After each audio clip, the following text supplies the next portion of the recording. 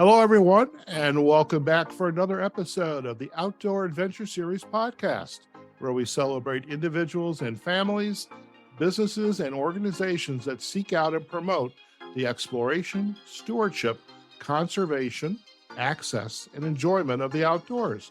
Our friends at Rock Creek Coffee Roasters sponsor the Outdoor Adventure Series podcast. Rock Creek Coffee is the home of small batch, freshly roasted coffee. Our guest today on the Outdoor Adventure Series is Wade Kisner, owner of Sweet Point Setters and host of the Setter Tales podcast. Wade learned quail hunting in West Central Missouri and found a love for gun dogs. A career in law enforcement led him to Iowa, where pheasant hunting was huge, and since retiring, he jumped deep into upland bird hunting and educating a new generation of bird hunters through guiding, producing video series and podcasting, and really just making this passion accessible for anyone. So Wade, it's a pleasure to have you on the Outdoor Adventure Series podcast. Thank you very much. And thank you for having us on. We appreciate it. Fantastic. And for our listeners, Wade and I are both on video, and you're going to see this when we publish our Get to Know Wade segment, but he's got his logo behind him, and it's literally a setter dog with a microphone on his head or a headset on his head talking into a microphone. I'm thinking, I like that a lot. Yeah, we've had a lot of comments about that it kind of just speaks to what we're doing. When you say a Setter Tales podcast, you expect to actually, there's a story behind that. We can get into that when we get to the podcast kind of part of my hunting career, and we can go into that a little deeper. But that dog is actually one of our dogs that started this whole journey, which was a dog called Sweet Lou, and we'll talk a little bit about him. I love that. Cannot wait. So Wade, for our listeners, if you could you provide a kind of a broad stroke, 30,000 foot view of your background? And in my intro, you were raised in Central Missouri, but tell us a little bit about that story and how you got to love this sport of hunting and love for these dogs. Well, yeah, it's having grown up in a small town, Freeman, Missouri, and probably no one has ever heard of it, but it's just a very small town of 400 people, and about a half hour south of Kansas City, Missouri. So we were close enough for the big city, but it was really a rural kind of a setting. But it was interesting because my granddad was a farmer, and even though we lived in a town of 400 people, he considered us to be townies and and not real country folk. But we spent growing up, my brother and I spent a lot of time on that farm of his, and he was a quail hunter, and he had a bird dog, farm dog, kind of all-purpose dog, like a lot of the guys did back then. And that's really where my brother and I learned to quail hunt for the first time. It was somebody asked me this the other day, and I'd have to say I was 10 or 11 probably when I first started. I don't know if I was carrying a gun then, but I was going in the field and I was carrying birds, and I was just kind of learning, as every young person has to, the etiquette of it and just how you hunt with dogs. And so from that kind of background, and then my dad was hunted quite a bit, had a bird dog. And so from early beginnings, we just were around dogs all the time. And that was just kind of part of our lifestyle. And since Granddad had his own property back then, access to a hunting area was just, we never even thought about that like a lot of people have to today. But that's where it started. And I continued that interest. In fact, every opening day of quail season that I remember back in those days, the men of the Kisner family all met and gathered at Granddad's farm for an opening day hunt. We did that for years. It was just kind of, it was like Thanksgiving or Christmas. It was, you didn't miss opening day. And that was like a big thing. And so from that, it just was kind of bred and into me that upland bird hunting was something special. And as I got older, I realized, to me, the special part of it was watching the bird dogs and watching the dogs do their work. The harvest of the birds was really, to me, became a bonus and a reward for the dog's hard work that he got to, as they say, put his mouth on feathers and retrieve that bird to hand. But yeah, that's kind of how it started. So, and I have to say that until I moved to Iowa 46 years ago, I'd never seen a pheasant. I mean, we were quail hunting guys, and a career in law enforcement that I started in 1977 led me to Iowa, and I've been here ever since. Okay. Now, it's a fascinating story. And what I love about what you shared, and I hear this a lot from outdoor enthusiasts like yourself. Now, whether this is hunting with bird dogs or hunting other animals or even fishing for that matter, is going out with the grandparents and the granddad, the brothers, cousins, and just really enjoying being out there with the camaraderie and enjoying the land, and the added bonus with your dogs. But then you actually get to consume what you catch, which I love that. That's right. And my dad always liked to, when we dressed and cleaned our quail, he always liked to have them for breakfast. I still remember this to this day. Quail, pan fried, old iron skillet with some eggs, and it wasn't anything better than that breakfast. And we always had that after opening day when we would bring our quail home. And so I do miss quail hunting. We don't see a lot of quail in where I live now in Iowa, unfortunately, but every chance I get to get back down into Missouri or Kansas and try it out again, I jump at that chance. What I have found is I sometimes forget how fast they are, and how my reaction time has slowed a little bit over the years, but it will always be fun, no matter how old I get, to step into that flush of those birds. And once you experience that, you just have to do it again. I love that. And I also need to share is I've never been hunting in my life. I've never been fishing in my life. And I think I had mentioned before we started, my friend Edgar Castillo is an upland bird hunter. He was on the podcast, I think, early last year. And just the idea, I mean, the way he talked about it, his eyes lit up, and your eyes are lighting up right now, the way you talk about that. And it brings back, just reminisces when you were just a kid. And that's just a phenomenal feeling. Now, I have a question, because occasionally our listeners to the podcast, this could be a new topic for them. So for their benefit, what is upland bird hunting? Well, specifically, upland bird hunting is it's a type of hunting that you do with birds, but they're essentially birds that are you find in the ground environment. They're not like ducks that seek a water environment. These are land birds for the most part. They could be quail, they could be pheasants, they could be grouse, but they're going to live in more grousey or more grass, pasture, open kind of areas. Just depends on the species of bird. You may get into a thicker area than others. Like with grouse, you might be in the timber in the woods. With pheasants, you're kind of more out in the open prairie and the grasslands. But typically, it's hunting a bird that's going to be on the ground for the most part. Okay.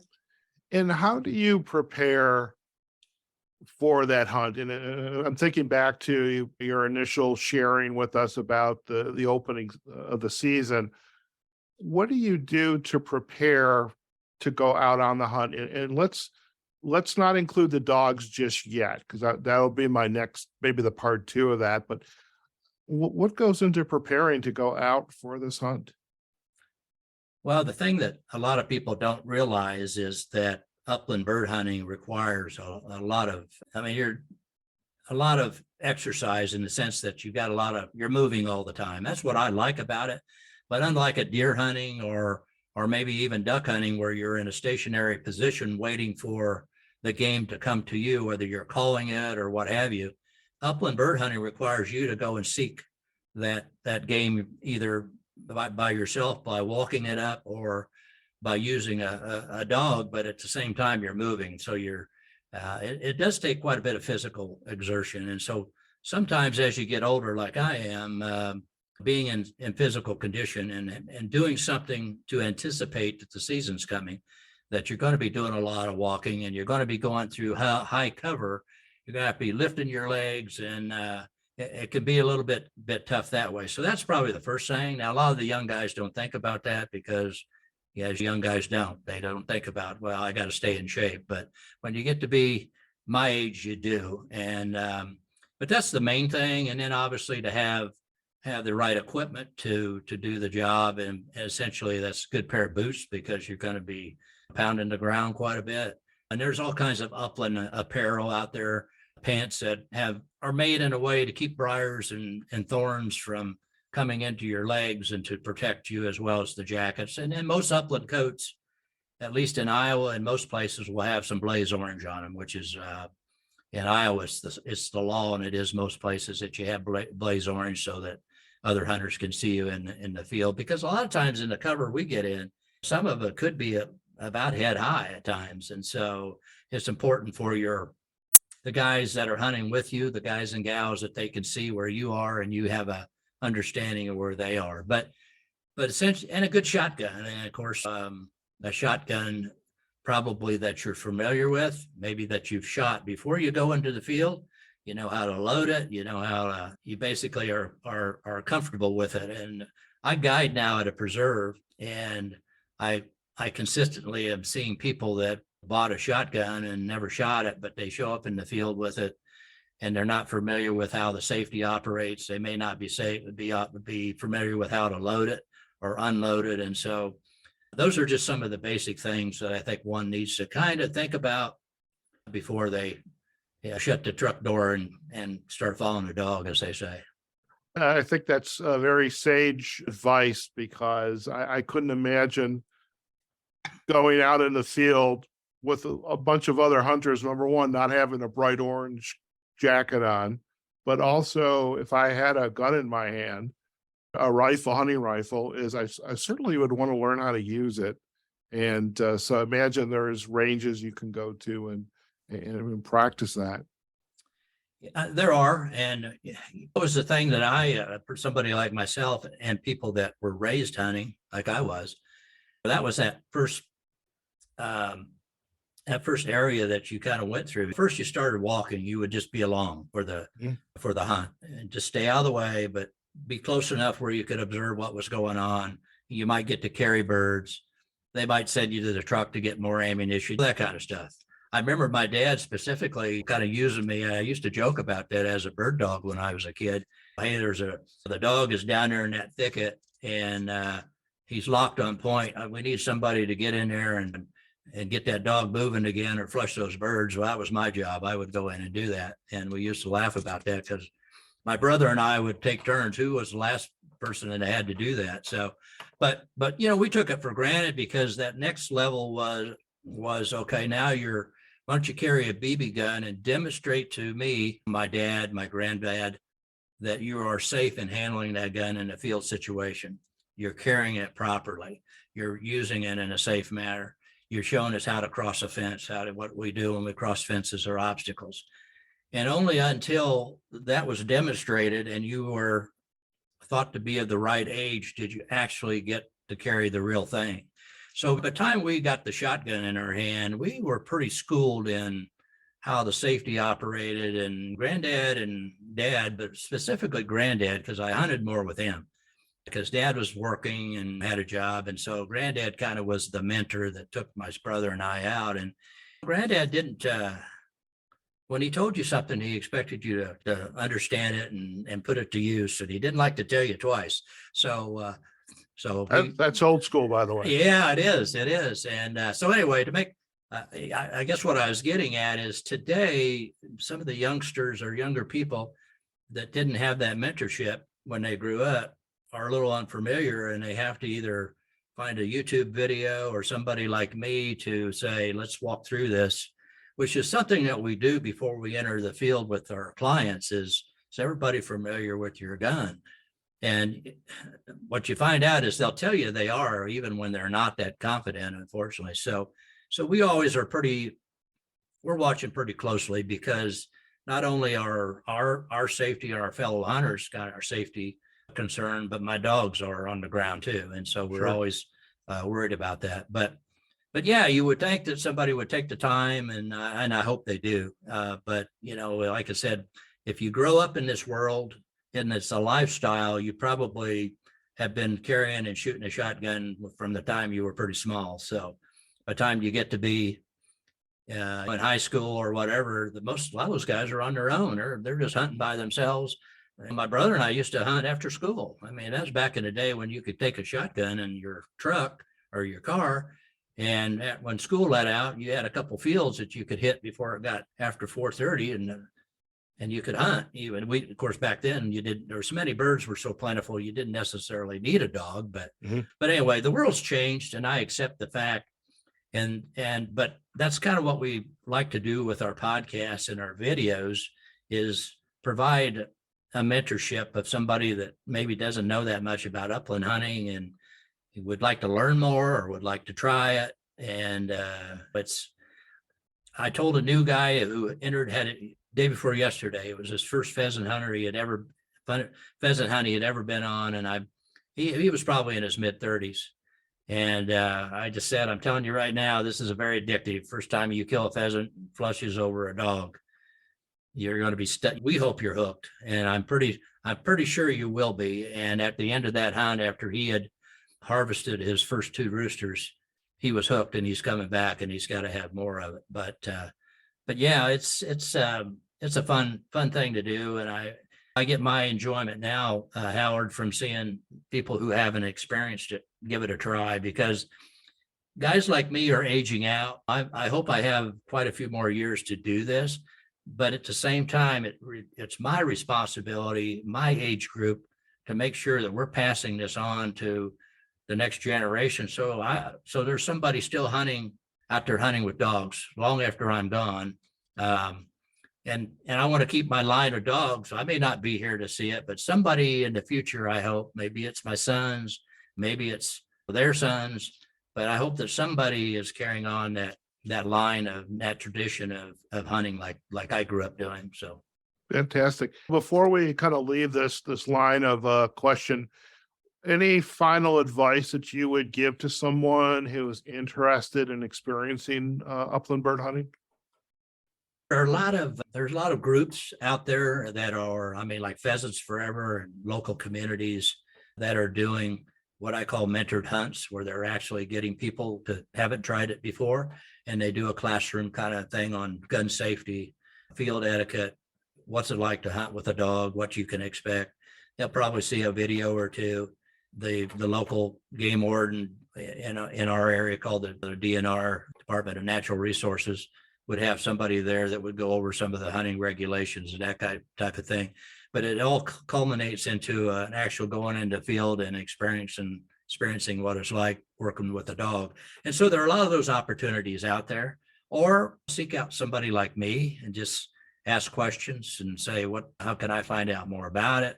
I'd say go watch some of our videos. That kind of tells you how some of it works. But if you really want to experience it, there's always somebody out there, I think, that'll take you along, and we enjoy that. So down at the preserve, we see new people that are trying it out for the first time almost every week. So there are opportunities out there. You just have to take the initiative to seek one of us old bird guys out. Very good. Well, it's something I may end up in your neck of the woods. There you go. And I think I will be observing, but because I really like the fact that you said the distinction between, say, upland bird hunting versus like deer hunting, elk hunting, is you're kind of stationary, whereas you are on the move. And I'm thinking I could use to lose a few pounds, and I think that just might do the trick. I like that. Well, for me, it's just I'm just not the kind of, I've tried it, but I'm just not the kind of guy that could sit in one place. And no. Yeah, deer hunting seemed to be, it's cold and you're sitting there and your feet are cold. And at least when you're and you can still be cold upland bird hunting. Don't get me wrong. We've hunted in some sub-zero weather before, but at least when you're moving, you're kind of creating a little bit of warmth and heat. And I just like to see different terrain. And when we get to talking about the video series that we did, there was some interesting correlations that we made to that when we started bird hunting. And what we found out is filming an upland bird hunt is a lot more difficult than maybe filming a deer hunt where you're able to set your camera up and wait for the deer to show up. But if you're the guy that, like my son, who's hucking a camera along and through hill and dale and is hoping to be in the right place where the dog is to get that shot of that bird on the flush, that's tough. Oh, And yeah. we shot a lot of film where there wasn't much going on except a bunch of guys walking in a field with orange on, but blaze orange on. But there was that 15 seconds that was really the jewel in there. And so, but yeah, that's the upland hunting world. And I think everybody should try it, just because you're out there, even if you don't get a bird. And the wild bird hunting is a little different because you just can't predict if you're going to see a bird or not. But you're still outdoors and you're watching a dog work its heart out, because that dog wants to, he's your hunting companion. He's part of your team. He's doing his best to try to find those birds for you. And some days that's enough for me. I just got to see the dog work. And maybe the birds outwitted us today and they flew ahead of us and we didn't get a shot, but that's just the way it is. And I think that's why guiding kind of appeals to me now. I don't need to carry a shotgun. I don't anymore. I can focus totally on what my dogs are doing, and I can set you up as a client for success, because I want you to be successful. I want you to get that first pheasant and do it in a safe manner, because I want you to say, I got to do this again. And I want you to bring your son and say, I got to do this again. I want you to bring your grandson later on and down in the future. And so that's what we're doing. And you might walk along the first time, Howard, but I bet we could get a gun in your hand before long. I think you'd probably want to give it a try. You're really the wheels are the gears are churning in the back of the head. That's called upland bird salesmanship right there. There you go. Way to like twist my arm a little bit. I love it. So we've mentioned dogs. You had a hunting dog growing up, but it's not lost on me that you are the owner of Sweet Point Setters and you host the Setter Tales podcast. So tell us about the dogs and why are they so important? And especially what makes a setter such a great dog for upland bird hunting? Wow. Yeah. Where do you start with that one? But yeah, I mean, there are all kinds of great upland dogs, and I've hunted with probably every breed, and I really wasn't a setter guy until about 15 years ago, 14 and a half years ago it was. But yeah, there was a particular dog, a setter, that a lot of people in this area have heard about. He's kind of legendary, but his name was Sweet Lou. And unfortunately, I lost Sweet Lou this fall at the age of 14 and a half. Oh, wow. But his story and kind of what started this all for us was that I was getting ready to retire from a law enforcement career. And it was a career, I was involved in a homicide unit. So I was subject to call out 24 hours a day. And so I didn't know when my weekends would be mine. I didn't know when holidays would be mine. And I had 3 boys that my wife and I were raising, and they were involved in all kinds of activities like most of the young kids are these days. And so my bird hunting kind of had taken a little bit had kind of been put on the shelf a little bit. But I was about a year to 9 months away from retiring. And one day the doorbell rang and my wife yelled at me and she said, Ray is here to see you. And she said, there must be something wrong. He says that you have to come out to the truck. And Ray is a friend of mine. I've known Ray for years. And Ray was a big setter guy, and I'd hunted with him before. But at the time I had Labrador retrievers, and I hunted my lab once in a while, but she basically was a family dog, and that helped me raise three boys. And there's nothing better than a lab to try to take the brunt of three boys that are romping and playing and roughhousing with. But so basically that's what she did 95% of the time. And then maybe a couple times a year, I would take her upland bird hunting, and bless her heart, she gave a great effort. And, but back in those days, I didn't have time to put a training into a dog or anything else. And so she never really reached probably the potential that she could have. So fast forward to me retiring, and then Ray shows up, and I go out to his truck, and in the driveway, he has these two 10-week-old English setter puppies. Cute as hell. I mean, there's nothing cuter. All puppies are cute, but English setter puppies, all speckled and getting their ticking, what we call ticking, which are the little spots that are coming out all over their bodies. Yeah, they were just cute as hell. And I'm just thinking he's showing off his dogs. Man, and I'm looking forward to maybe someday I'll get to hunt over these two neat setters that he's got in the truck. And he tells me, he says, well, that female is mine, but that male is yours. And now this is, I knew nothing about this, didn't even know he had a litter of puppies. And I said, well, boy, I'm really not looking for a puppy right now. I don't have time. Everything is going through my head of why I don't need a puppy in my life at that time. But he's telling me, nobody wants this dog. He's the last one in the litter. Nobody would take him. We don't know what we'll do with him. Just suggesting to me that I'm probably the last resort for this dog. Now, whether I would have been or not, I don't know. But Ray told me that if I didn't take this dog, then he didn't know what would happen to him, and whether he would be euthanized or what, I don't know. But so anyway, I wasn't about to let anything happen to this guy. And so the next thing I know, Ray throws a bag of dog food in my yard, and he heads up the street, and I'm holding this puppy, kind of thinking, what the hell just happened? And about the time my wife made eye contact with me from the door, saying, what the hell have you done? And so that's how Sweet Lou came into my life. And so Sweet Lou, an unwanted dog, nobody wanted him, found me. I didn't find him. But the journey that guy set me on from that day is one that has led us to where we are today and what we're talking about. When somebody gives you a free gun dog, your expectations probably aren't real high. But as it turns out, this guy had some skill, and the older he got, the more he showed me and some of the things he was doing with his ability to find scent when we would use feathers to help him locate birds. He definitely had a great nose, and he would lock up on a pheasant in the yard or in a feather in the yard, and he would just stand there until I got tired. I'd say, okay, that's enough.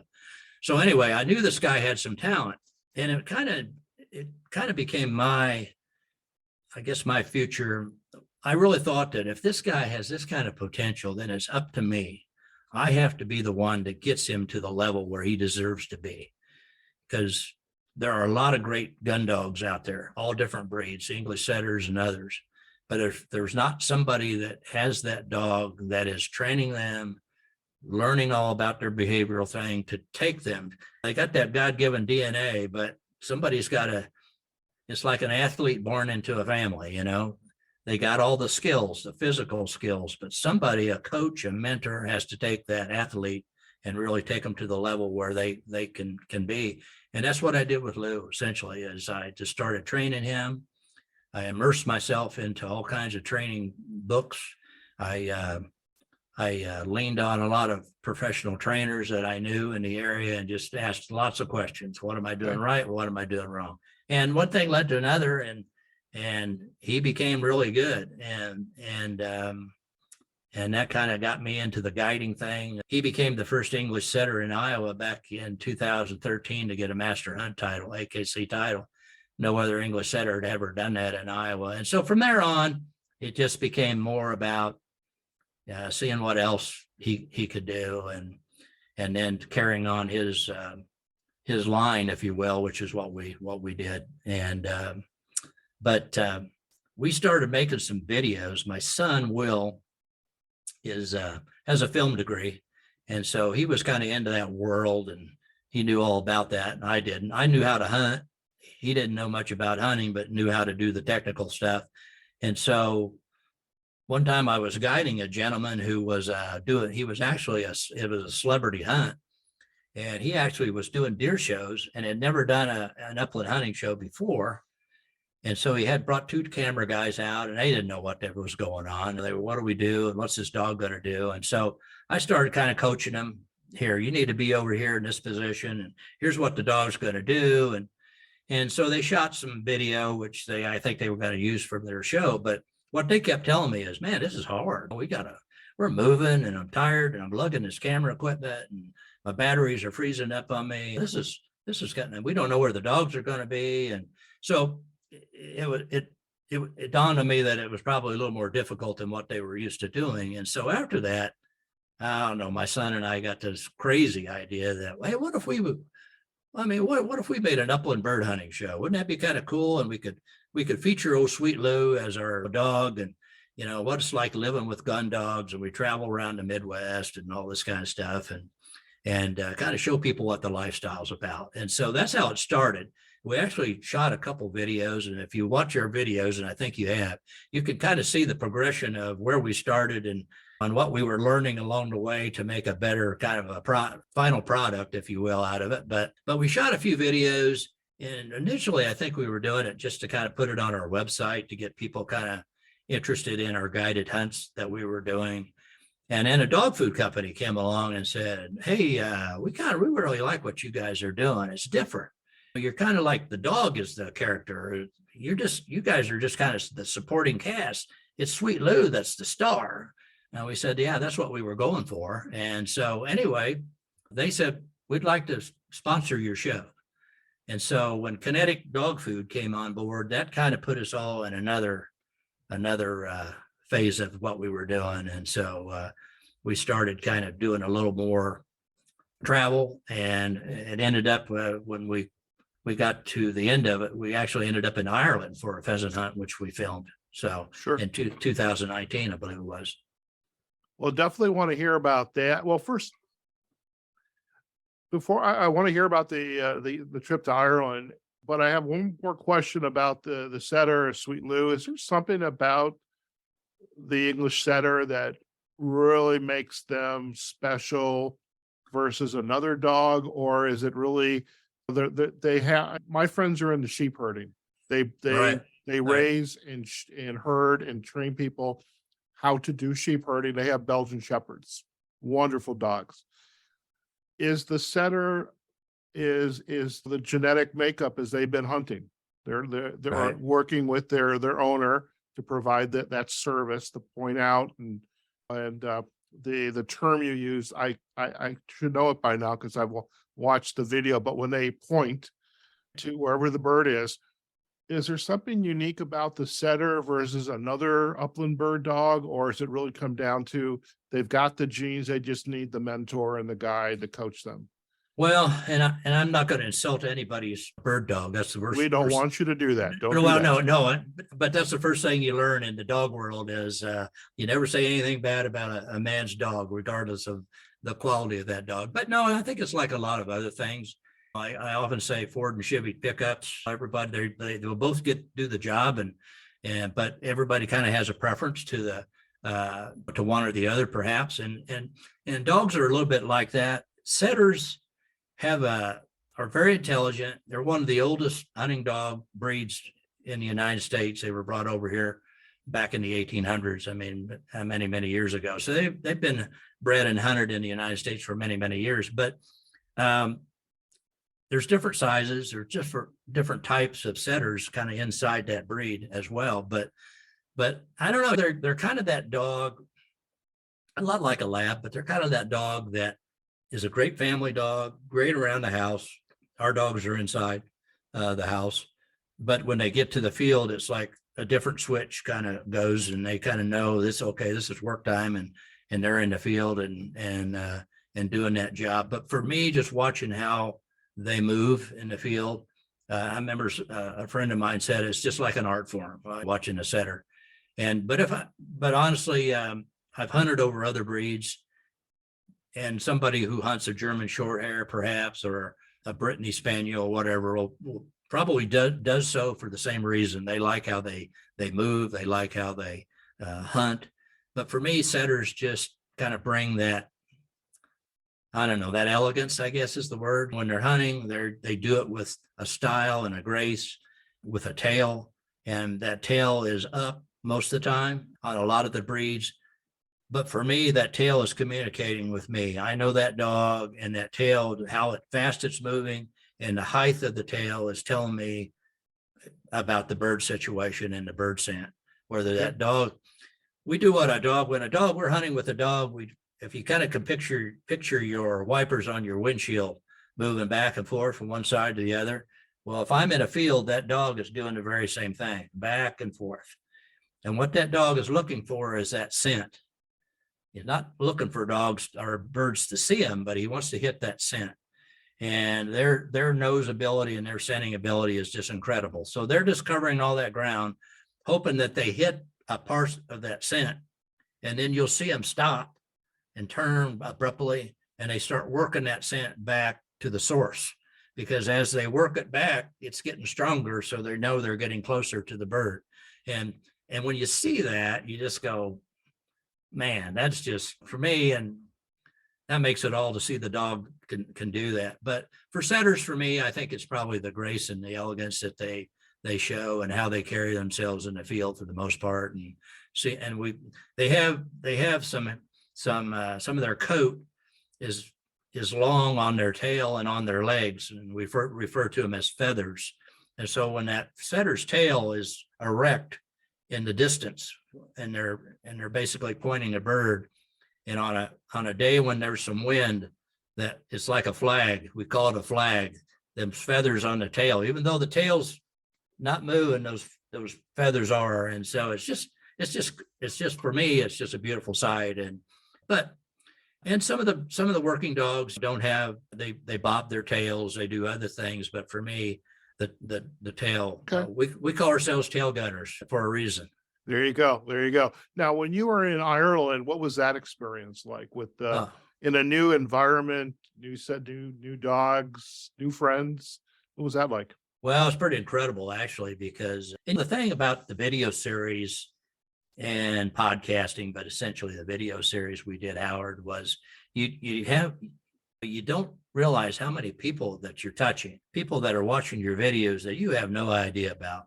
And so there was a point there where we had people in 30 different countries that were watching Sweet Point setter tails. Now you go, well, why is somebody in Ireland or Romania or someplace interested in what we're doing with our hunting dogs?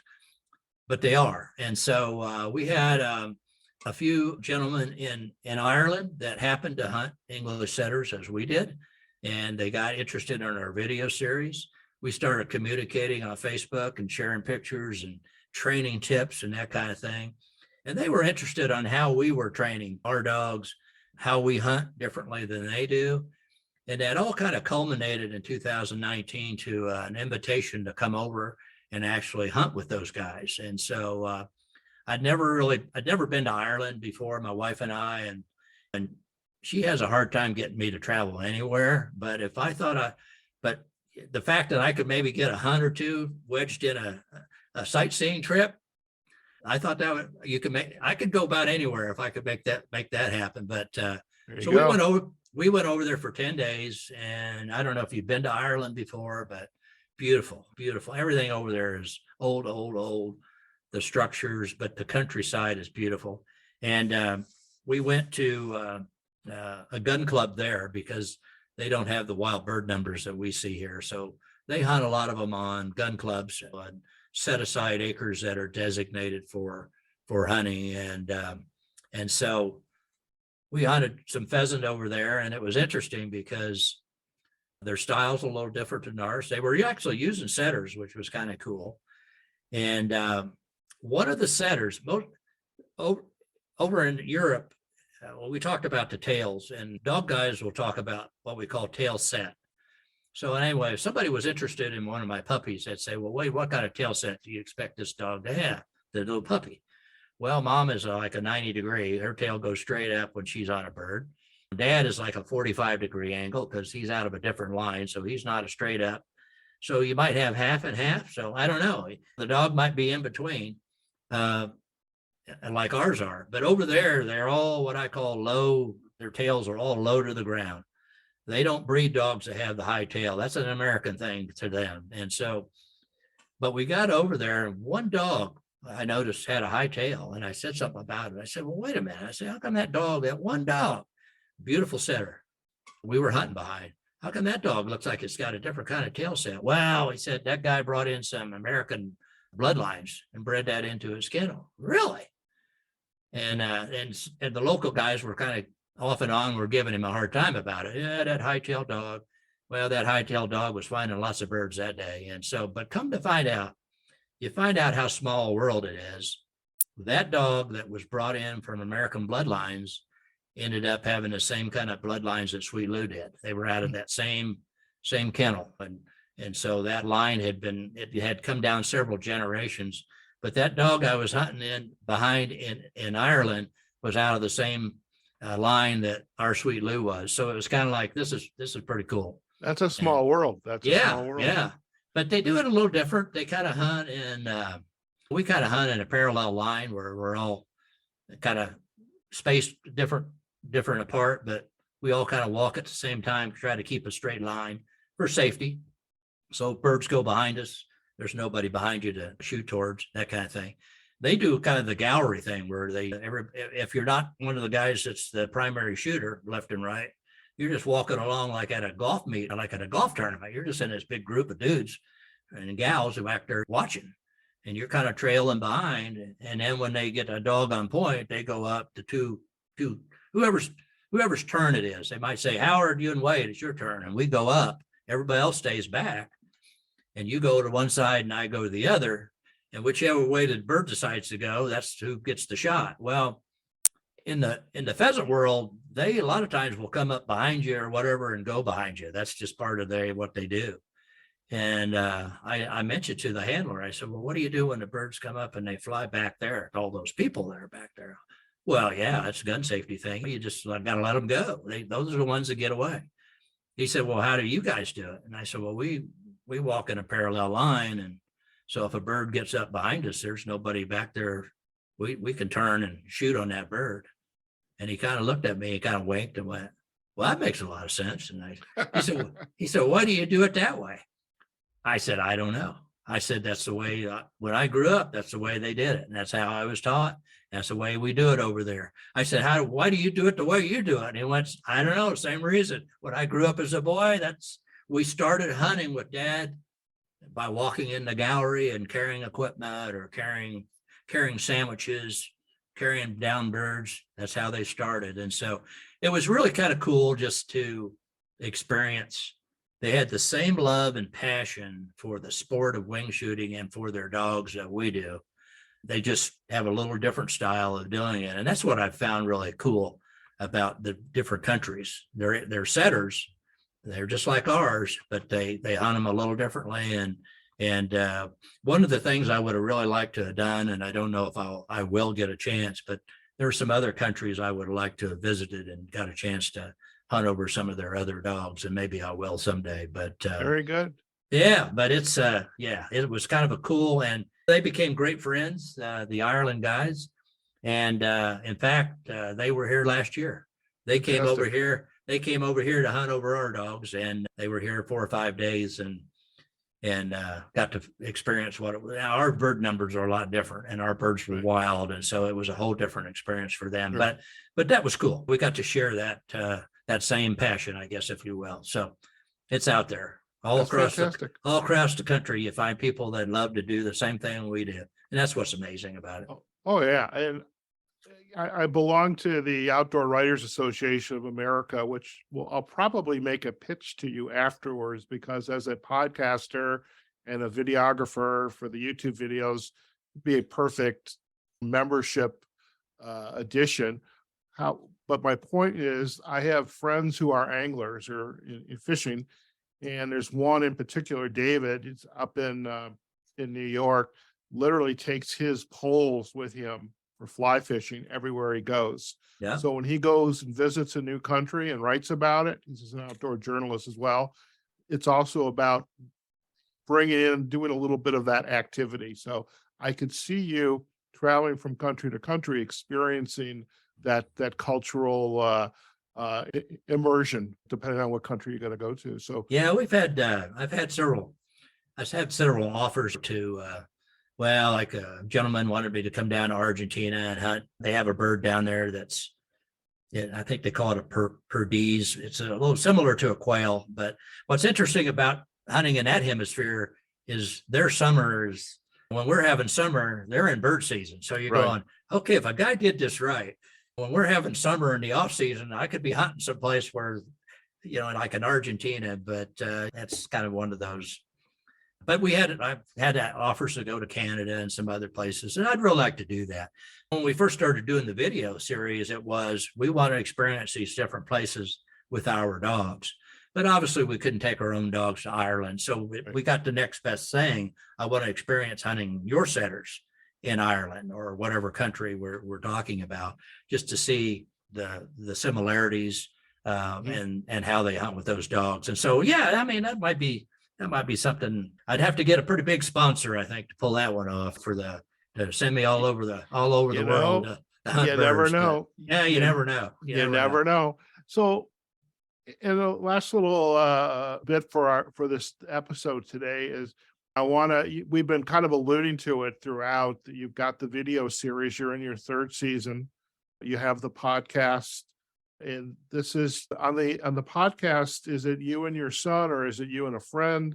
What is the format of the podcast? Well, obviously my son, who's kind of the producer that you don't see, every once in a while you'll hear his voice when he does some kind of sound effect or whatever, but okay. but he's kind of behind the scenes. But I do have I say younger, he's probably he's probably 40, but to me he's young. But Thomas Heidenworth, who is kind of a co-host of the podcast, good friend, and we kind of do that old guy, young guy kind of thing. We talk about how old guys have to block because they can't walk through cover anymore, and some of the new technologies that he's a big techno guy. So he's on GPS stuff with his dogs. And I'm back to the old 15-year-old controller that I had 15 years ago. It still works for me, but I am taking a leap of faith. I'm actually getting into the GPS world, and we're actually going to do a couple podcasts on old meets new, I think is what we're going to call it, where we're going to I'm going to talk about my experience with trying to learn the intricacies of using GPS on dogs. And there's a lot of cool things it can do. It's like fishing. You're out these huge lakes, and you can, mark different waypoints to where, fish can be found, and, that kind of thing. And the bird hunting thing is the same. For me, it's an insurance policy about making sure I know where my dog is. And most of the time where we hunt, I do. But if you go to we're talking about maybe doing a hunt out west in that big expanse of country. And so out there, having a GPS collar on a dog is just that little insurance that I think I would feel better about. And I think as I learn the bells and whistles of that system, I'm going to find there's a lot of neat features that can do. I mean, it could tell you how many miles your dog went on a particular day, a particular hunt. You can compare one dog to the other. So I know this dog worked a lot harder. Maybe that's the one that needs to be arrested versus this dog. There's a lot of cool things that it does. But yeah, and that's how Thomas kind of came on the podcast. My other son is a police officer, and his hours are he works nights, and so his hours are kind of wild. And Thomas wanted to do it, but he does bring kind of that different perspective to things when we kind of talk about it on the podcast. And that's the Setter Tales podcast. And it's kind of the spinoff of the video series. When COVID hit in 2020, we kind of stopped traveling. Everybody did. And so we kind of have now moved away from the series, the video stuff we were doing, more into the podcasting, just because we have our own studio and we can do that a lot more effectively and efficiently than traveling around. I still love to travel. I love to meet different people, but now I just do it on a Zoom call and meeting people like you do. There you go. And that's not bad. So, but yeah, our videos, we got them up on it's Sweet Points Setter Tales, and it's up on YouTube and Amazon Prime, and I don't know, it's everywhere. Right. And then the podcast, which is Setter Tales. Look for the head of Sweet Lou talking to the microphone, and that's on YouTube as well. And then all of the audio platforms that you're familiar with. I don't know, there's so many of them, I can't even name them all, but we're out there on all those audio platforms as well. And quite frankly, I think we get a lot more downloads there, but people in the Midwest where we are want to listen to it while they're going to work or they're driving down the road, as opposed to looking at my face, I guess, talking on a video. But yeah, we're out there. We're trying to keep things going. We want to try to get a new generation interested and get the passion that we've got. We produce a few dogs, not very often, and when we do, they're pretty highly sought after, I believe. But mainly we do that when we're needing a dog, like we lost Sweet Lou here recently, and so we would probably be replacing that particular dog at some point. But but yeah, when we have puppies, I have a lot of people that are interested, and puppies are fun. They're cool, and you never know when you look at that puppy box. I always say to myself and to other people that have pups, you never know where the next Sweet Lou's going to come out of that box. The one that nobody wants, the one that's left to the last, might be the best one. And so, yeah, that's what's kind of fun about puppies. They change every day, and you never know. And they could all be champions. It just takes somebody to put the time in them to make them a champion. And that's what I have fun doing now. So, but Very good. Yeah, I hope people can look what we're doing and check our podcast out. And we would really appreciate that. That'd be really cool.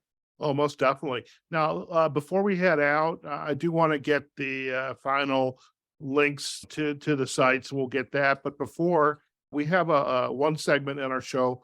We call it the aha moment. This is an opportunity for you to kind of, in a minute or so, kind of reflect back on how do you know you're really in the right spot, doing the right thing, and having the impact that you are expecting or hoping for, with because you're introducing the sport, you're making new friends, new connections, and helping to keep people healthy as well, because it's an outdoor sport. And so when did you find, like, wow, this is cool, is the work we're doing, and we're having fun at it, and people are having fun as well?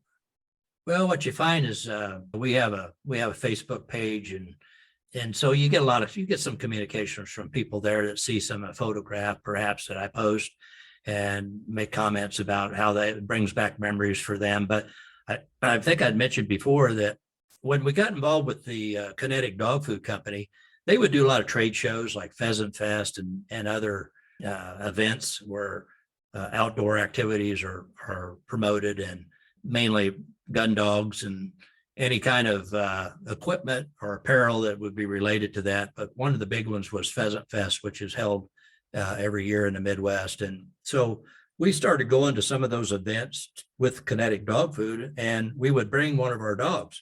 Sweet Lou, for instance, he went several times.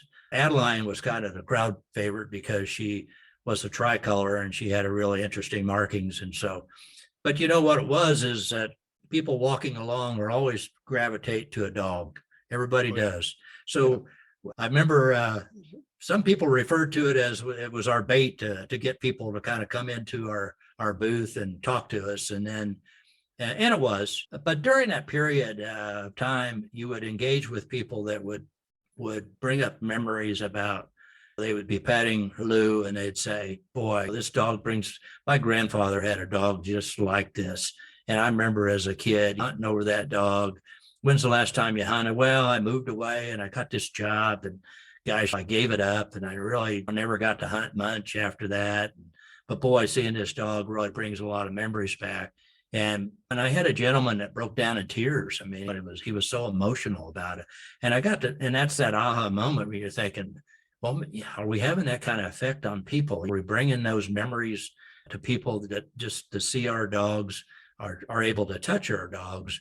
And I found out that we were. I had a Sweet Lou passed in last September at 14 and a half, and he was a great one. And you think, gosh, there'll never ever, and they say that in a lot of the sports world, there'll never be another one as good as him. And maybe there won't be, but I've got his son and his offspring. And I got to tell you, there are some days they do things that I go, you know what? I think that's a little bit better than what your dad used. You know, that retrieve is a little better than your dad's used to be, or whatever. And it tickles me to think that I still got a part of him every day hunting in that field. But you know, if that next generation is just a little better, it may not because their DNA is better that dad put in that line to them, passed on to them. But I think a part of it is I learned so much from him, hunting with him, training him, that I did a lot better job with his offspring, and that's brought them to a little better, bigger level than he was at. And so that's what you strive for. And that's why I say that puppy in the box, when we have that next litter of puppies, I'm going to be thinking, well, will they be better than Sweet Lou, or there yet, will they be better than his son and his daughter that I'm hunting right now? So, but yeah, I guess it dawned on me that we touched a lot of people in that memory where, there's some great memories, even with me with hunting. I think about my granddad, in the field, I think about him often. What would he think? What would he say? I carry his shotgun some days. I do what I call, usually at Christmas time, I do what I call a memory hunt, and I'll get granddad's old shotgun, which I possess. And most of the days it resides in a safe, gun safe, but occasionally I'll pull it out and I'll carry it in the field on a particular day, just kind of as a way of saying part of him is still with me in the field. And I hope to do that. I hope my sons do that with my shotguns. As long as you got my guns, boys, there's still part of me out there. And there's those memories out there when Dad carried that gun and I got to carry it for the first time. And so I carry Grandpa's old gun and I shoot it a couple times. And last Christmas, I was able to get a rooster on a point over Adeline with Granddad's gun. And I thought, gosh, he's got to be happy. And I hope he is. But that's a part of the upland bird hunting community, I think, is that legacy that the family has. They grow up hunting with dogs. They grow up hunting with the family members. That tradition gets passed on. The guns get passed on. And that next generation is out there doing the same thing. And that gun kind of becomes a symbol of how I learned and what those memories were. And one of our videos, and I'll just end with this, one of our videos, I believe it was number 3 or 4 in the series.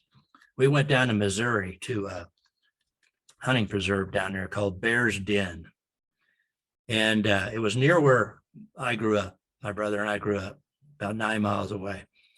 And we had probably I'd probably driven by this place thousands of times. I never hunted it, never walked those grounds. We thought, what a perfect place to go and hunt, kind of close to home. And so my brother was there with his son and my 2 boys, and we shot a video down there of quail hunting. And we had Granddad's old A5, Browning A5. She ain't nothing to look at. She ain't pretty.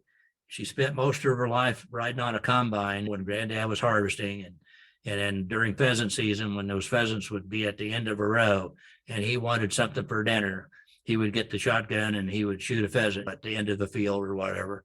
So she doesn't look real pretty, but to me, it's beautiful. And so, but I wanted every one of my boys and my nephew to get a chance to carry that gun one more time. And the boys had never carried Granddad's gun before. And so in that video, every one of them, my 2 sons and my nephew, got to carry Granddad's old A5.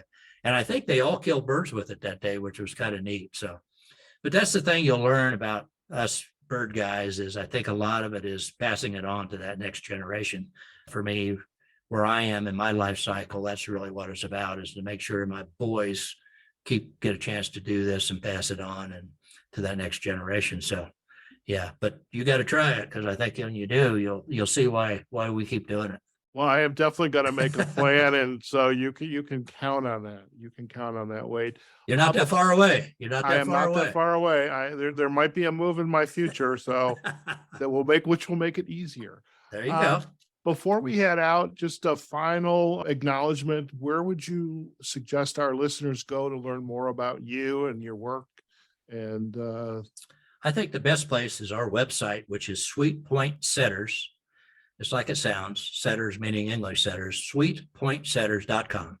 And there you'll find I post information there about our dogs and about our guided hunts that we're doing right now. I think we did 4 last week. Okay. And it also gives you some, we have a separate Facebook page for our podcast, which is Setter Tales, but you'll get interconnected. If you just go to our web page, it'll kind of direct you to how to find our YouTube stuff. If you go to YouTube and do the same thing, search Sweet Point Setters or Setter Tales podcast, it'll come up and it'll direct you to our our Perfect. podcasts and tells you kind of, you can keep up with what we're doing. We've got some, we're doing an auction hunt coming up in December with some military guys. That'll be kind of cool. I did want to mention there is a TV show called Unleashed Canines. It's a kinetic dog food. It's a part of their business. It's their media branch or media arm. And it's a show that kinetic dog food, they feed a lot of the military special operations dogs. On our podcast, you'll hear one of the special operations trainers who is, he gives some training segments for our podcast, good friend of ours, great guy out of Tennessee. And so they're in that community and they feed a lot of military dogs and law enforcement canines. And so they kind of put together a series called Unleashed Canines, which does a lot of episodes about those types of dogs as well as others. But they actually did an episode called the Sweet Lou story, and it has some old footage of Sweet Lou in his prime, and I tell the story of how he came into our life and the journey that he set us on here at Sweet Point Setters. And it's a pretty cool video. So I would encourage anybody to check that out if they can. So yeah, and we will definitely provide the backlinks to the website and the podcast, the YouTube, and we'll work with you to get the link to the Unleashed Canine so we can acknowledge that as well as kinetic dog food. So Wade, I have to tell you, you have you have broken the record of my longest podcast. I want you to know it. Wow, is that good or bad? Well, part of me is thinking, is this going to be one episode or two? I don't know, but I'll figure. That's my problem. But I do want to thank you for taking the time. I'm so glad you reached out to us. I love hearing your story. I love hearing about the dogs, Ireland, and really, I think anybody that's looking to experience this type of sport and has a passion for the outdoors as well as hunting dogs. I think, there's definitely a lot to get from this episode. So again, I want to thank you for taking the time to join us. Well, I thank you very much. And like I said, get the chance to talk about the sport that we love and get people interested in it is all well and good. And that as I get older, there'll come a point where I can't physically do it anymore. But what I'd like to do is then kind of make that change to telling that story about it and writing about it. And so that's we've done that in the video, but I've done some journaling and some stuff. I've got some old stuff that I look back now and go, wow, that's pretty interesting that I wrote about a certain point or a certain honor that a dog did on another dog. But I think those are the kind of things that in the future I could probably write some things about, I hope. So I think you're onto something. We got to introduce you and have you have a deeper conversation with my friend Edgar Castillo and get to know the Outdoor Writers Association of America. I'd like to do that. Yeah, definitely. Well, listen, stay in the line. We're going to do a quick close and then you and I can have a final chat. Okay. You bet. All right, folks, we have just been chatting with Wayne Kisner, owner of Sweet Point Setters and host of Setter Tales podcast.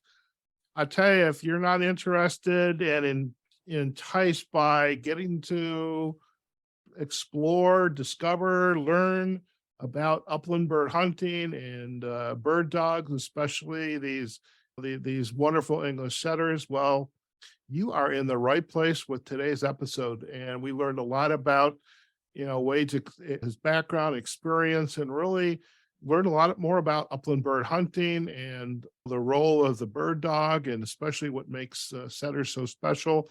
And we also have some great advice for you, and if you would like to experience upland bird hunting yourselves. Now, we are definitely going to provide the backlinks to Wade's website, sweetpointsetters.com, and we'll have links back to the Facebook page and YouTube, and also, as Wade had just shared, the Unleashed Canine site, and we'll specifically have a link back to the episode about Sweet Lou. And I have to tell you, the photos that are on Wade's website, especially of the dog, because I'm a dog guy, these are gorgeous dogs. Sweet Lou, his newest young lady, Adeline, she is gorgeous. And so Wade doesn't know this, but I want to steal a couple of his photos so I can put them up on the show notes on our website. and we'll actually get a group photos of some people in the shots, but mostly they're going to be dogs. So there's that. It's my show. I can do what I want.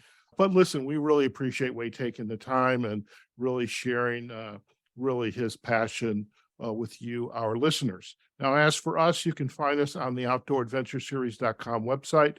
We also have pages on LinkedIn and Facebook, outdooradventureseries.com. And you can also find us on our YouTube. We're going to have a get to know segment on our YouTube channel, and we are on all of the podcasting platforms. So wherever you listen to your podcast, just do a search for Outdoor Adventure Series. And for any episode, especially this one, like it, share it, comment on it, let us know what your thoughts are. And listen, we hope you, again, enjoy the episode, and we look forward to having you again. And just a reminder, this episode is brought to you by Rock Creek Coffee Roasters, home of the small batch, freshly roasted coffee. And you can visit them on their website at rockcreekcoffee.com. We're going to have links on our show notes as well to them. Okay, folks, wherever you are, whatever you're doing, go out there, have a phenomenal day, and we will look forward to having you on a future episode of the Outdoor Adventure Series podcast. Take care now.